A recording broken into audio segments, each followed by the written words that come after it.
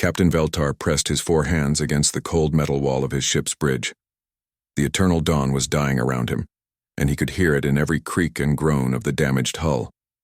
Red lights flashed across the control panels, and the air tasted of metal and fear. "Sir, hull breach on Deck 7 is getting worse," his engineer called out, her voice shaking. "We have maybe 4 hours of air left, maybe less." Veltar closed 3 of his 4 eyes and tried to think. His people, the Zephyrians, had been traders and explorers for thousands of years. They built beautiful ships that could cross the galaxy in peace. They made friends, not enemies. They had never needed to fight anyone. Until today. The attack had come from nowhere. One moment, the Eternal Dawn was traveling through empty space between 2 star systems, carrying 300 families to a new colony world. The next moment, the Devourers had appeared like ghosts from the dark. Everyone in the galaxy knew about the Devourers. They were ancient machines, older than most civilizations. They ate whole planets, turning rock and metal into more of themselves. For 10,000 years they had hunted through space and nothing could stop them. The Eternal Dawn had tried to run, but Devourer ships were fast. They had torn through the colony ship's shields like paper and ripped holes in the hull with weapons that turned matter into nothing. Now the great machines floated nearby, waiting and watching like cats playing with a wounded mouse. "Captain," the communications officer said, "should we send out a distress call?" Veltar thought about it. A distress call would reach every ship in this part of the galaxy. But who would come? Who would fight the Devourers? "Send it," he said. Finally, send it to everyone. The message went out across space, carried by faster-than-light signals to 100 different worlds. It was simple and desperate. "This is the Zephyrian colony ship Eternal Dawn. We are under attack by Devourer forces. We have 300 souls aboard and limited life support. Please help us." The answers started coming back within minutes.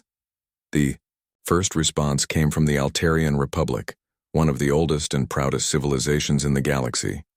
Their ships were works of art, covered in crystals that could focus starlight into deadly beams. "Eternal Dawn, this is the Altarian Fleet Command. We are sorry, but we are too far away to help. Our ships could not reach you in time. We will remember your sacrifice." Then came the Centauri Federation, beings of pure energy who lived inside, robot bodies and commanded fleets of silver ships that moved like liquid mercury. "Zephyrian vessel, we hear your call. However, our military assets are needed elsewhere. We cannot spare ships to fight Devourer forces. You have our sympathy." One by one, the great powers of the galaxy sent their regrets. The Andromedans were busy with their own problems. The Vegan Empire was too proud to risk their perfect ships. The Crystal Consortium offered to buy any survivors if someone else rescued them. Veltar felt his heart sinking. 300 people, including 60 children, were going to die in the cold emptiness of space, and no one cared enough to help. "Sir," the communications officer said, "we're getting another signal. It's strange." The voice that came through the speakers was rough and harsh, speaking Galactic Standard with an accent that hurt to listen to. "Zephyrian ship, this is Captain Jake Collins of the human vessel Defiance. We got your message and we're coming. Just hold on." Veltar blinked all 4 eyes. "Humans?" he said. "Did he say humans?" Everyone on the bridge looked at each other. Humans were new to space. Barely 50 years since they had figured out how to travel faster than light. Most aliens thought of them as primitive barbarians who fought wars with chemical explosives and metal bullets. Their ships were ugly, and their technology was crude. "Sir," the weapons officer said, "our sensors show 3 human ships dropping out of hyperspace. They're heading straight for the Devourer fleet." Veltar looked at the tactical display. 17 Devourer ships, each the size of a small city, arranged around his dying colony ship. And now 3 tiny human vessels, so small they looked like insects next to the ancient machines. 3 ships? Veltar whispered. They sent 3 ships against 17 Devourers? The lead human ship was broadcasting on all frequencies now. Captain Collins's voice filled the bridge, full of confidence that seemed completely crazy. "Eternal Dawn, This is Defiance. We see 17 bogies around your position. Recommend you shut down all non-essential systems and pretend to be dead. We'll take care of this." Veltar's first officer, a young female named Kessera, looked at him with wide eyes. "Captain, they can't be serious. Those are Devourers. Each one of those machines has destroyed entire fleets." "I know," Veltar said quietly. But something in the human captain's voice made him believe. It wasn't the voice of someone who was afraid. It was the voice of someone who had done this before. On the tactical display, the 3 human ships were accelerating toward the Devourer fleet. They didn't try to be sneaky or clever. They just flew straight at the enemy, their crude engines burning bright in the darkness. The largest Devourer, a massive triangle of black metal and red lights, turned toward the approaching humans. Its main weapon began to charge, gathering energy that could vaporize a mountain. "Those poor brave fools," Kessera said. "They're going to die trying to save us." But Veltar was watching the human ships more carefully. They weren't flying like people who were about to die. They were flying like people who were about to kill. The Devourer fired its main weapon, a beam of pure destruction that lit up space, like a second sun. But instead of dodging, the lead human ship flew straight into the beam. Its shields blazed with energy, but the ship kept coming, closing the distance between itself and the ancient killing machine. "What are they doing?" Kessera gasped. Veltar realized that he didn't know. In all the galaxy's history of war, no one fought like this. Civilized beings kept their distance, used precise weapons, followed rules that made combat safe and predictable. The humans weren't following any rules. As the human ships closed in on the Devourer fleet, Captain Collins's voice came over the radio. "One more time." But now it wasn't talking to the Eternal Dawn. It was talking to his own people, and his words made Veltar's blood run cold. "All right, people, you know the drill. These things have been scaring the galaxy for 10,000 years. Time to show them what real monsters look like." Veltar stared at the tactical display as the first human ship opened fire. The weapons it used weren't the clean energy beams that civilized races preferred. They were crude, brutal things that tore and burned and destroyed without mercy. For the first time in recorded history, a Devourer ship screamed. The human ships that came out of hyperspace looked like they had been built in a scrapyard. The Defiance was the largest, but even it seemed small and ugly compared to the elegant vessels that other species flew. Its hull was gray metal with patches and welds visible everywhere. Weapons stuck out from its sides like spikes on an angry animal. Behind it came 2 smaller ships, the Retribution and the Vengeance. They looked even worse if that was possible. Where other races built ships that flowed like water or grew like crystals, the human ships looked like someone had taken pieces of metal and hammered them together with force and anger. Captain Veltar watched from his dying bridge as the 3 human vessels moved toward the Devourer fleet. He had seen images of human ships before, but seeing them in person was different. They looked dangerous in a way that had nothing to do with size or power. They looked like they were built for one purpose only: to hurt things. "Captain Collins," Veltar said into his communicator, "there are 17 Devourer units around. Each one is the size of a city. Are you certain about this?" The human captain's voice came back rough and calm. "Zephyrian ship, we've dealt with worse. Just keep your heads down and let us work." On the bridge of the Retribution, Lieutenant Amy Rodriguez checked her weapons one last time. She was young for a ship's officer, maybe 25 years old, with short black hair and scars on her hands from working with machinery. Her ship was small and fast, built for getting close to enemies and hitting them hard. "All right, everyone," she said to her crew over the ship's intercom. "These Devourer things have been scaring people for thousands of years. Time to show them what scared looks like when it fights back." The first Devourer to notice the human ships was massive, a pyramid of black metal covered in red lights. It turned slowly toward the approaching vessels, and its main weapon began to charge. The weapon was older than human civilization, designed to turn entire mountains into dust. What happened next broke every rule of space combat that had been written in 10,000 years of galactic warfare. Instead of keeping their distance and trading careful shots, the human ships accelerated straight toward the Devourers. Instead of using precise energy weapons, they opened fire with crude projectile guns that shot pieces of metal at incredible speed. And instead of trying to disable their enemies cleanly, they aimed to destroy them completely. The lead Devourer fired its main weapon, a beam of pure annihilation that could erase anything it touched. But the Defiance didn't dodge. Captain Collins flew his ship directly into the beam, trusting his shields to hold long enough to get close. The shields held, barely. Warning lights flashed red all over the Defiance's bridge as the ancient weapon tried to tear the ship apart. But humans had learned to build things tough, and the ship kept flying. Distance to target, 2,000 meters, and closing. Called. Out the navigation officer. Weapons ready, sir, reported the gunner. Captain Collins smiled, and it wasn't a nice smile. Fire everything.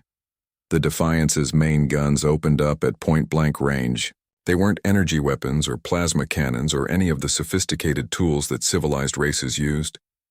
They were kinetic weapons, guns that shot chunks of dense metal as fast as physics would allow.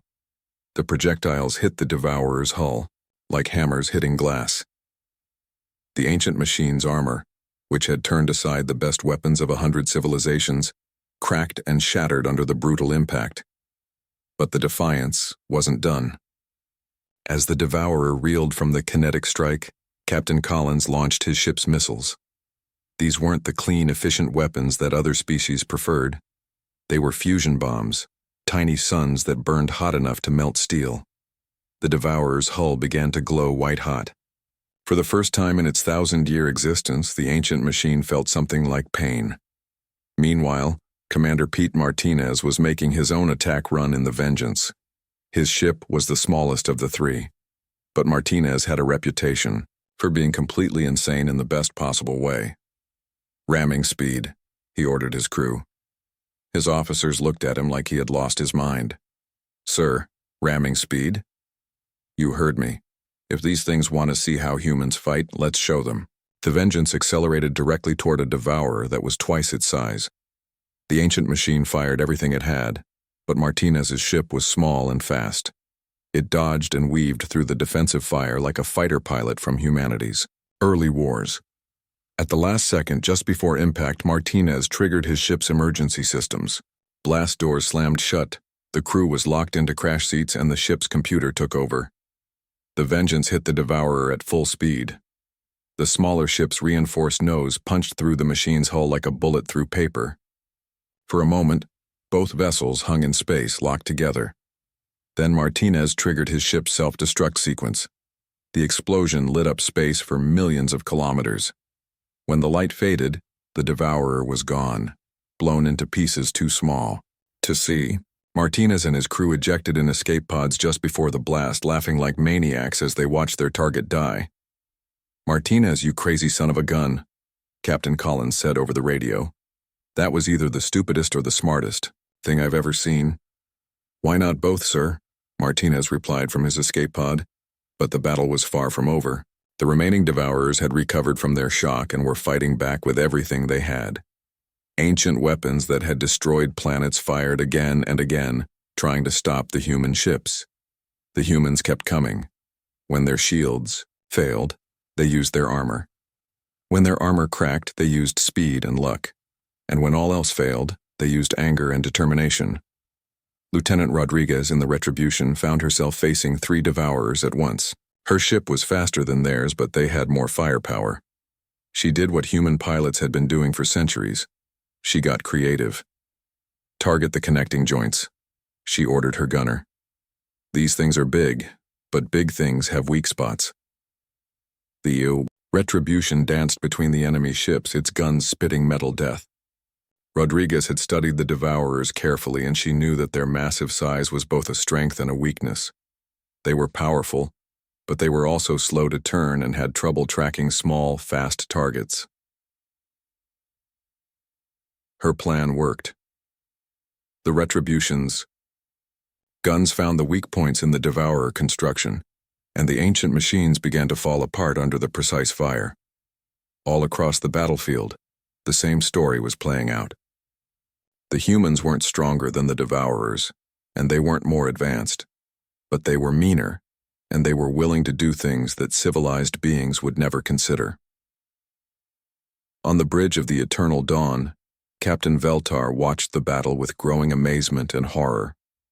The humans were winning, but the way they fought was unlike anything he had ever seen. They didn't just want to defeat their enemies. They wanted to make them suffer.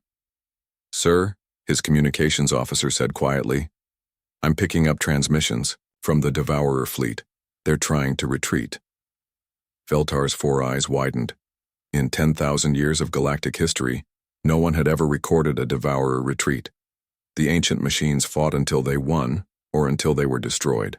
They didn't run away, but they were running now, and the humans weren't letting them go. The Devourers were trying to run, and that changed everything. For 10,000 years, these ancient machines had been the terror of the galaxy. They appeared without warning, consumed entire worlds, and disappeared back into dark space. No one had ever seen them retreat. No one had ever made them afraid. But now, as human weapons tore through their ranks, the surviving Devourer ships were turning away from the battle and heading for the edge of the star system. They were running from 3 crude human vessels that looked like they had been built from scrap metal. Captain Jake Collins watched his tactical display and felt a cold satisfaction. "Sarah, are you tracking those fleeing targets?"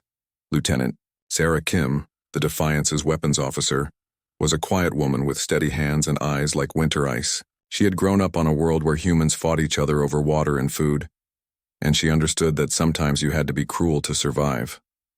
"I have them, sir," she said. "Range is increasing, but they're still within weapons range."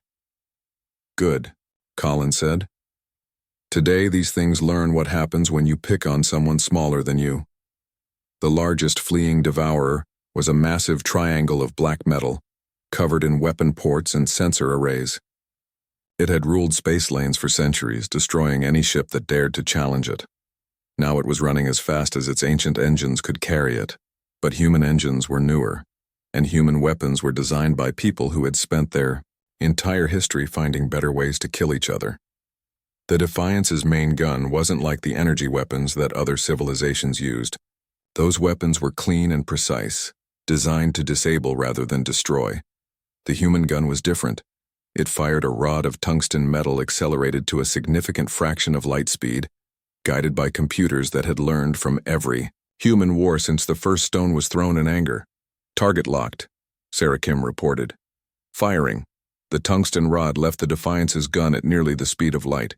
It crossed the distance to the fleeing Devourer in seconds, hitting the ancient machine with the force of a small asteroid. The Devourer didn't just explode, it disintegrated, torn apart by forces that turned its metal hull into plasma and scattered its pieces across half the star system. The flash of light was visible from 3 solar systems away. The other fleeing Devourers saw their flagship die and increase their speed, desperate to reach the hyperspace limit where they could escape. But the humans weren't done with them. Commander Pete Martinez had been rescued from his escape pod and was now aboard the Retribution, working with Lieutenant Amy Rodriguez to coordinate their attack.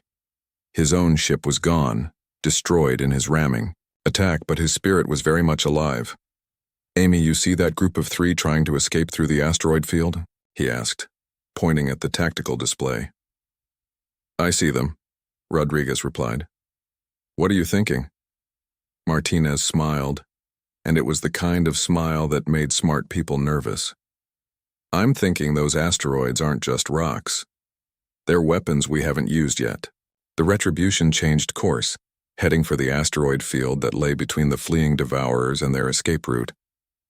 Rodriguez understood Martinez's plan immediately, and she didn't like it because it was insane. She liked it because it would work. "Targeting computers online," she announced to her crew. "We're going to play some pool." The Retribution's guns opened fire, but not at the Devourers. Instead, they targeted the largest asteroids in the field, hitting them with precise shots that sent them spinning toward the fleeing enemy ships. The Devourers tried to dodge, but they were designed for fighting other ships, not for avoiding. A barrage of accelerated space rocks. The first asteroid hit the trailing Devourer and cracked its hull open like an egg. The second and third rocks finished the job, turning the ancient machine into debris. Meanwhile, the Vengeance had been rebuilt, from spare parts and emergency supplies. It wasn't pretty, but it was functional. And its new captain, Lieutenant Danny Foster, was eager to prove that humans could be just as crazy as their reputations suggested. Foster had found something interesting in the wreckage of the first Devourer they had destroyed. The machines weren't just mechanical. They had computer networks, artificial minds that controlled their actions. And human programmers had spent decades learning how to break into computer systems. "Sir," Foster's communications officer reported, "I've managed to hack into the Devourer command network. Their security is ancient, probably hasn't been updated in thousands of years." Foster grinned. "What can you do with it?" "Well, sir, I could make them think their own weapons are enemy targets. Or I could convince them that their engines are about to explode. Or I could make them broadcast embarrassing messages on all frequencies." "Do all three," Foster ordered. What happened next had never been seen in the history of galactic warfare. The fleeing Devourers suddenly turned on each other, their own weapon systems convinced that their sister ships were enemies. Ancient machines that had fought together for millennia began destroying each other while broadcasting messages that roughly translated to, "Help, my pants are on fire," in a dozen different languages. The chaos lasted only a few minutes, but when it was over, 3 more Devourers were floating in pieces, victims of their own weapons and their ancient hackable computer systems. Captain Collins watched the destruction and felt something that might have been pity if he had been a different kind of man. But he had seen too many human worlds burned by enemies who showed no mercy, and he had learned that sometimes the only way to stop a monster was to become something worse. "Sarah," he said to his weapons officer, "how many targets are left?" 6, sir. They're almost at the hyperspace limit." Collins nodded. "Fire at will. Make sure none of them escape." The final attack was swift and brutal. The human ships used every weapon they had. Kinetic guns that fired metal at impossible speeds, fusion bombs that burned like small stars, and computer viruses that turned the Devourers' own systems against them. The ancient machines tried to fight back, but they were designed to terrorize peaceful civilizations, not to face an enemy that had been forged in the fires of constant warfare. Their weapons were powerful, but predictable. Their tactics were effective against civilized opponents who followed rules. Humans didn't follow rules. They followed results. When the battle was over, 17 Devourer ships had been reduced to scrap metal and floating debris. The human ships hung in space, damaged but victorious, surrounded by the wreckage of enemies that had terrorized the galaxy for 10,000 years. On the bridge of the Eternal Dawn, Captain Veltar stared at his tactical display in stunned silence. The impossible had happened. The Devourers were gone, all of them, destroyed by 3 human ships that looked like they had been built from spare parts. "Captain Collins," Veltar said into his communicator, his voice shaking slightly. "My people owe you a debt that can never be repaid." The human captain's reply was quiet and tired.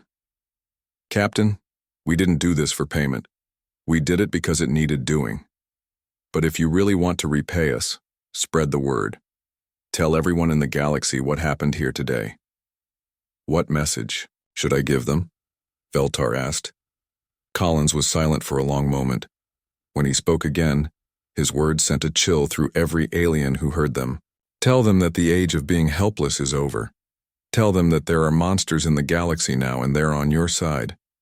And tell anyone who thinks about hurting innocent people that they'll have to answer to us." The message went out across the galaxy that same day, carried by faster-than-light communications to every civilized world. By the time the human ships limped home for repairs, every major power in the galaxy knew what had happened. The humans had done more than win a battle. They had ended 10,000 years of terror with 3 ships and a willingness to fight without mercy. And everyone who heard the story asked themselves the same question. If humans could do this to the Devourers, what could they do to us?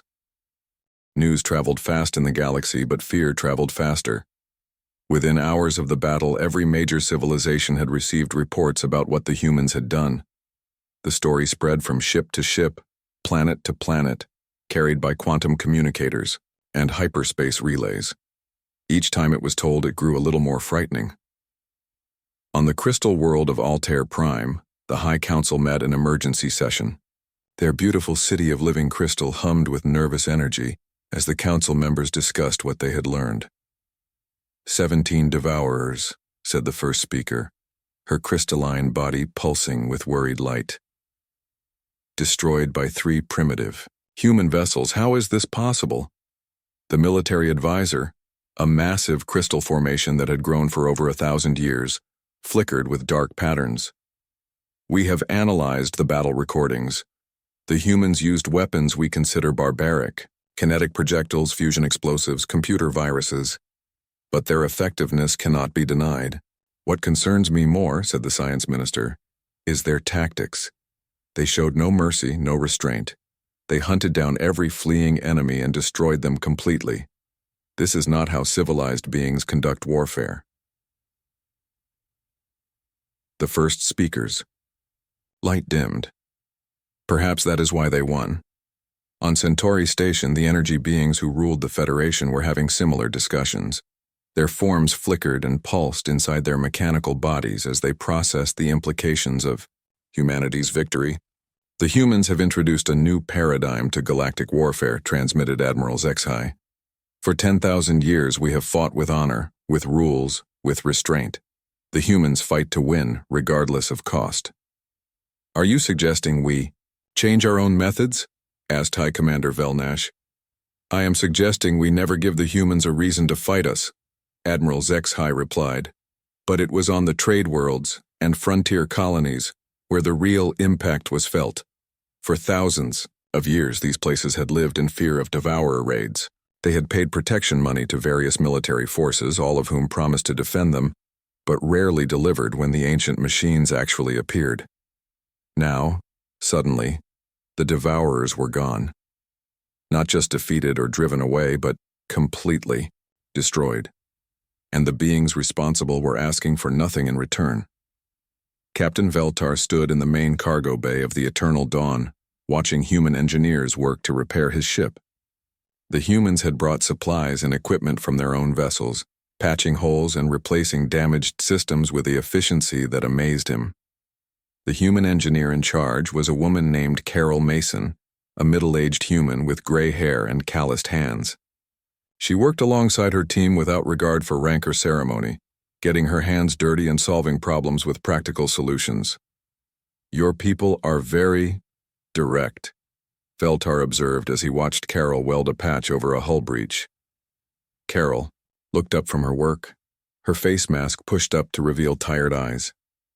Life's too short for pretty solutions, Captain. Sometimes you just need to fix what's broken and move on.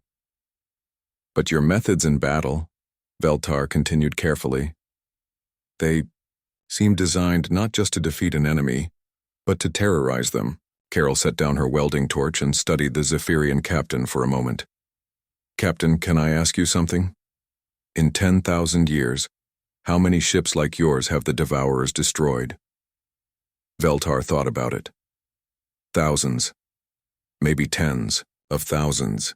And how many times did your civilized method stop them? Never, Veltar admitted quietly. Carol picked up her torch again.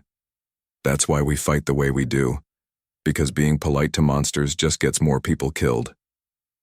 The conversation was being monitored by intelligence services across the galaxy. Every major power had agents listening to human communications, trying to understand what had happened and what it meant for the future. On Earth, in a building that officially didn't exist, Director Helen Ross sat in a conference room with military leaders from around the planet.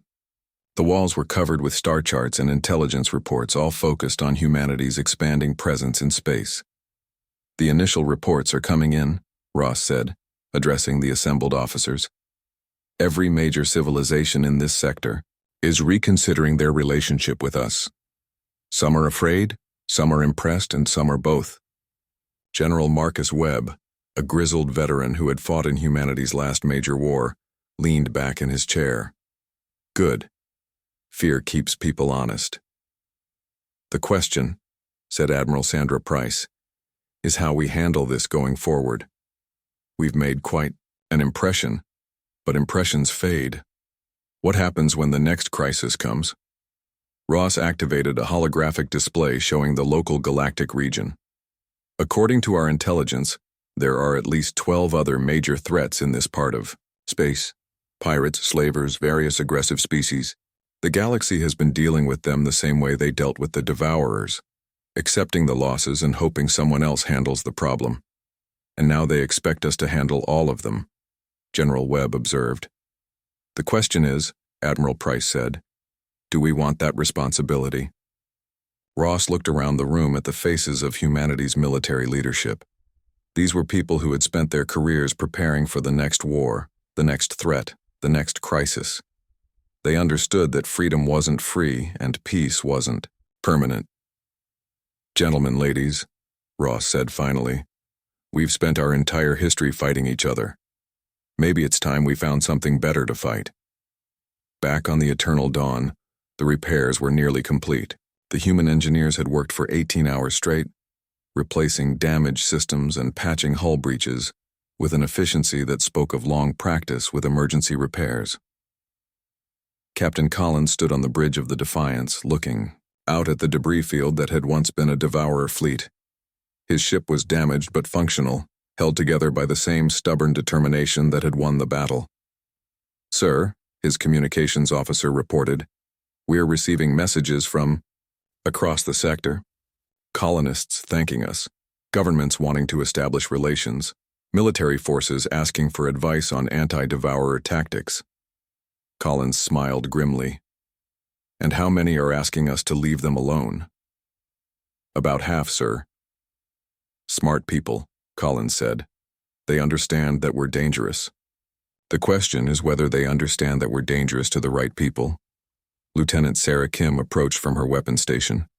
Captain, we've detected long-range sensor sweeps from multiple directions. Every major power in the sector is watching us. Let them watch, Collins replied. Let them see what happens when someone decides to be the monster the galaxy needs instead of the victim it expects. As the human ships prepared to leave the battle site, they left behind more than just debris. They left behind a new reality. For 10,000 years, the galaxy had lived with ancient terrors, accepting them as inevitable natural disasters. Pirates raided shipping lanes, slavers took entire populations, and mechanical horrors consumed worlds, all while civilized beings wrung their hands and spoke of tragic necessities. But now there were humans in space, and humans had a different approach to inevitable disasters. They didn't accept them. They ended them. Word of the battle spread to every corner of civilized space. In council chambers and military headquarters, alien leaders asked themselves the same question. What else might these terrifying newcomers decide to fix? The answer, though none of them knew it yet, was everything. Humanity had tasted victory against an impossible enemy, and they had found they liked the flavor. More importantly, they had discovered that the galaxy's ancient problems weren't actually unsolvable. They just required people willing to be uncivilized enough to solve them. As the Defiance and its escort ships jumped to hyperspace, heading home for repairs and resupply, they left behind a galaxy that would never be the same. The age of accepting atrocities as inevitable was over. The age of humanity had begun. 6 months after the Battle of the Void, the galaxy was a different place. Trade routes that had been closed for centuries were now open. Colonies that had lived in fear for generations were building new settlements. Pirates who had raided shipping lanes for decades had mysteriously disappeared or suddenly found other careers. The reason for these changes could be found in the growing number of human patrol ships that now moved through space like sharks through dark water. They were still ugly by galactic standards, still crude compared to the elegant vessels of older civilizations, but no one argued with their effectiveness. On the Grand Council world of Nexus Prime, representatives from 200 different species gathered for an emergency session. The massive chamber was filled with beings of every shape and size imaginable, all united by a single concern: what to do about the humans. Ambassador Lisa Chen walked into the chamber wearing a simple black business suit. She was 53 years old, with gray hair and the kind of calm expression that came from years of dealing with difficult people. The alien delegates watched her with a mixture of fear and fascination. The Altarian representative, a tall, crystalline being whose body pulsed with nervous light, spoke first. Ambassador Chen, your species has brought unprecedented violence to our galaxy. The footage of your battle with the Devourers has caused panic on dozens of worlds. Lisa Chen looked around the chamber, taking in the faces of beings whose civilizations were older than humanity's written history. Representative Kralthis, how many ships did your people lose to Devourer attacks in the last 1,000 years? The Altarian's light flickered. That is not the point. I think it is exactly the point, Chen replied calmly. The Devourers destroyed over 3,000 ships in this sector alone. They consumed entire colonies, turned living worlds into metal and circuitry. For 10,000 years, your civilizations accepted this as inevitable. We ended it in 2 hours. The Centauri delegate, a being of pure energy contained in a mechanical shell, hummed with electronic distress. But your methods, Ambassador, the complete destruction of enemy forces, the weapons designed not just to kill, but to cause maximum terror. This is not how civilized beings conduct warfare. Chen smiled, and somehow that simple expression made every alien in the chamber uncomfortable. You're absolutely right, Delegate Zex Mirai. It's not civilized. But it works. The Devourer fleets have retreated to the Galactic Rim for the first time in recorded history. Shipping lanes that were death traps 6 months ago are now safe for civilian traffic. How many lives is our lack of civilization worth? The debate that followed lasted for hours. Some delegates argued that humanity's methods were too brutal, too frightening for a civilized galaxy. Others pointed out that those methods had solved problems that had plagued space for millennia. While the politicians argued, the real work was being done by people like Captain Jake Collins, who now commanded a small fleet of human ships patrolling the trade routes between the inner worlds. Collins stood on the bridge of the new Defiance, a larger and more heavily armed version of his original ship. Through the viewscreen, he could see the wreckage of what had once been a pirate base built inside a hollowed-out asteroid. Sir, his communications officer reported, we're receiving surrender signals from the remaining pirate vessels. They're requesting terms. Collins looked at the tactical display. 12 pirate ships, fast and well-armed, but no match for human tactics and weapons. A month ago, these same pirates had raided a convoy carrying medical supplies to a plague-stricken colony. 47 people had died in that attack. Tell them they have 60 seconds to abandon their ships in escape pods, Collins said. After that, we start shooting. Sir, they're asking about prisoner exchanges, ransom negotiations, the usual terms. Collins shook his head. They're pirates, Lieutenant. They prey on innocent people for profit. We don't negotiate with predators. We end them. The pirate ships were empty within 50 seconds. Collins watched the escape pods drift away, then ordered his weapons officer to destroy the abandoned vessels. The explosions lit up the asteroid field like deadly fireworks. Sir, the communications officer said quietly, some of those pirates are broadcasting on civilian frequencies. They're calling us monsters, saying we're worse than the things we fight. Collins was quiet for a moment, thinking about all the innocent people who had died because civilized beings had preferred negotiation to action. Maybe they're right, Lieutenant. Maybe we are monsters. But we're monsters who protect people instead of eating them. Word of the pirate base's destruction spread quickly through criminal networks across the galaxy. Within days, pirate attacks dropped by 70%. Those who continued their raids found themselves facing human patrol ships that showed no mercy and took no prisoners. The same pattern played out wherever humans encountered threats to innocent people. Slavers who had operated for centuries suddenly found their bases under attack by ships that fought like demons. Crime syndicates that had corrupted entire star systems discovered that humans couldn't be bribed, threatened, or reasoned with. On Earth, Director Helen Ross sat in her office reading reports from across human space. The numbers told a clear story. Wherever human ships patrolled, crime rates dropped, Trade increased and colonies thrived. But the reports also told another story. Fear of humanity was growing among both criminals and law-abiding citizens. Some alien governments were quietly building up their military forces, preparing for the day when human aggression might turn in their direction. Ross activated her secure communicator and contacted Admiral Sandra Price, who was now commanding the human deep space fleet. "Sandra, we need to talk about the long-term implications of our success," Ross said. "We're making the galaxy safer, but we're also making ourselves into the thing that everyone fears most." Admiral Price's image flickered. On the screen, she was aboard the battleship Retribution, somewhere in the outer spiral hunting down the last remnants of a slaver network. "Helen, I've been thinking about that too," Price said. "The question is, do we care if they're afraid of us, as long as they stop hurting innocent people? The question is whether we can live with being the galaxy's monsters, even if we're monsters with good intentions." Price was quiet for a moment, looking out at the stars through her ship's view screen. "Helen, I've seen what happens when good people do nothing. I've seen colonies burned, families destroyed, children sold into slavery, all while civilized beings held committee meetings and passed resolutions. If being monsters is what it takes to stop that, then maybe the galaxy needs monsters." Back on Nexus Prime, the great debate was reaching its conclusion. Ambassador Chen had listened to hours of arguments, accusations, and demands. Some delegates wanted humanity expelled from galactic civilization. Others wanted them regulated, controlled, limited in their actions. When she finally stood to speak, the chamber fell silent.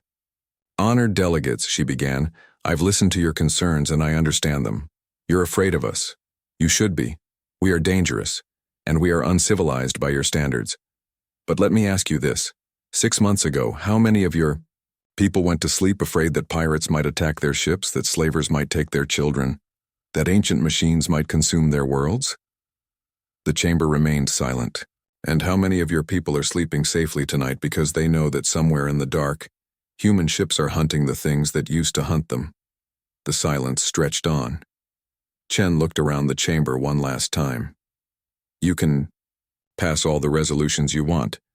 You can condemn our methods, criticize our tactics, and call us barbarians. But when the next impossible threat appears, when the next ancient horror awakens, when the next predator decides to feast on innocent people, you'll send out a distress call, and we'll answer it." She walked out of the chamber, leaving behind 200 representatives from the galaxy's greatest civilizations, all thinking the same thought. The humans were right, and that was the most terrifying thing of all. The age of accepting atrocities as inevitable was over. The age of humanity had begun, and the galaxy would never be the same.